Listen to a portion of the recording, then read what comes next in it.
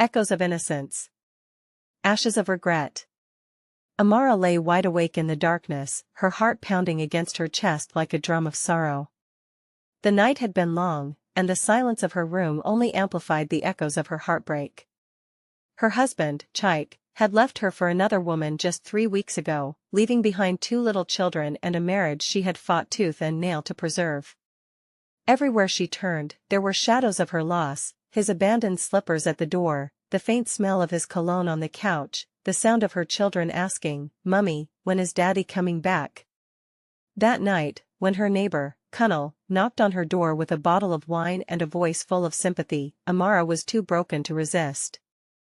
Kunal had always been there, cutting the grass for her when she was too busy, fixing her leaking tap, carrying her groceries when Chaik never bothered.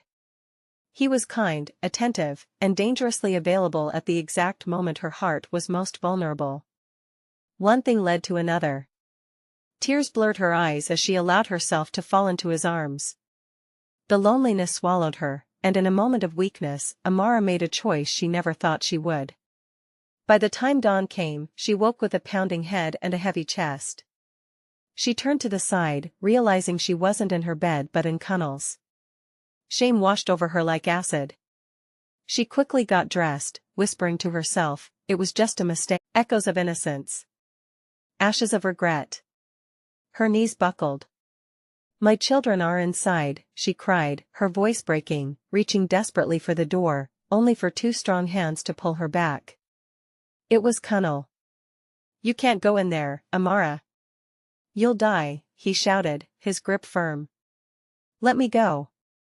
"My babies," she fought, scratching his arms, but his grip tightened. The neighbors turned their eyes away, some whispering, some already shaking their heads. The fire raged, and then came the scream, high-pitched, faint, but unmistakable. One of her children was still alive. Amara went mad. With strength she didn't know she had, she broke free from Kunal's hold and dashed toward the burning door. The wood was red-hot, searing her palm instantly. Still, she pushed, screaming her children's names, but the smoke choked her throat. Before she could collapse, someone dragged her back. This time it was Mrs. Adana, the old widow who lived across the street. "It's too late, Amara.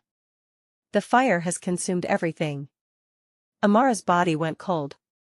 She shook her head violently. "No. Don't say that. My children.